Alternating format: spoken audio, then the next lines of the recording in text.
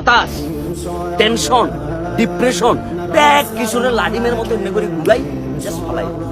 জীবনে এরকম আমিও ডিপ্রেশন।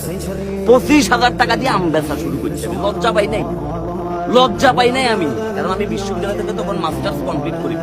আমার ভিতর বিন্দুমাত্র হীনমন্যতা ছিল না। আমার শুধু একটাই টার্গেট ছিল যে সৎভাবে আমি কিছু একটা করি। তোমরা যারা ভিডিওটা দেখতেছো, এই যে এমবির টাকা এটা নষ্ট করি, একটা ভালো কিছু করো, একটা ভালো কাজ করো। এই যে কথাগুলো হয়তো কারো কাজে লাগবো কিংবা কারো কাজে লাগবে না, এটা সত্য কথা বলো। দিন শেষে যখন তোমার অবস্থান থাকতো না, তোমার কোনো পজিশন থাকতো না, তোমার কাছে টাকা থাকতো না, তোমার সমাজে কি প্রতিপত্তি থাকতো না, শুধু শেফালি নো, শেফালির মা বোন সবকিছু তোমার সারি তুলে দেবে। আর দিন শেষে তুমি যখন তোমার যোগ্যতা দিয়ে অর্জন করি দেখাবে, তখন তোমার কালা চেহারা, তোমার ট্রাক ড্রাইভারের চেহারা, তোমার হকারের চেহারা, তোমার মনে করো যে কিয়া বা চুখান মার্কার চেহারা, সবাই এটা দিতে শুনবে। দিন শেষে যোগ্যতা ম্যাটার, দিন শেষে ট্যালেন্ট ম্যাটার, দিন শেষে পরিশ্রম ম্যাটার। সুতরাং পরিশ্রমটা করি, হতাশ হবার কিচ্ছু নাই।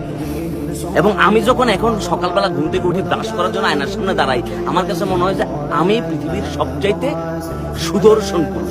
আমার চাইতে বড় সুদর্শন পুরুষ আর কেউ নেই। দেখতে বিচ্ছিরি লাগছে, দাঁতের মাঝখানে ফাঁক, মনে হইতেছে কি রাশিয়ার সাবমেরিন ডুবি দেবো। এটাই আমার কাছে মনে হচ্ছে I am the best, no one can beat me until I beat myself. আমারে কেউ হারাইতে পারতো না যতক্ষণ আমি নিজে হারামতো। সুতরাং প্রতিদ্বন্দ্বীটা নিজের সাথে, মানুষের সাথে নাই। তোমার সাথে কেউ প্রতিদ্বন্দ্বী করতেছে, বাদ দাও, তারা ছাড়ি দাও, তুমি জাস্ট তোমার দিকে ফোকাস দাও ভাইয়া। সুতরাং পরিশ্রম করি যাও, পরিশ্রম করি যাবে নীরবে। আর তোমার পরিশ্রমের সাকসেস দিয়ে যখন আওয়াজ দেবো, তখন পুরো এলাকা দেখবে নিজেরা চান্দা তুলি ডিজে পার্টি করতেছে।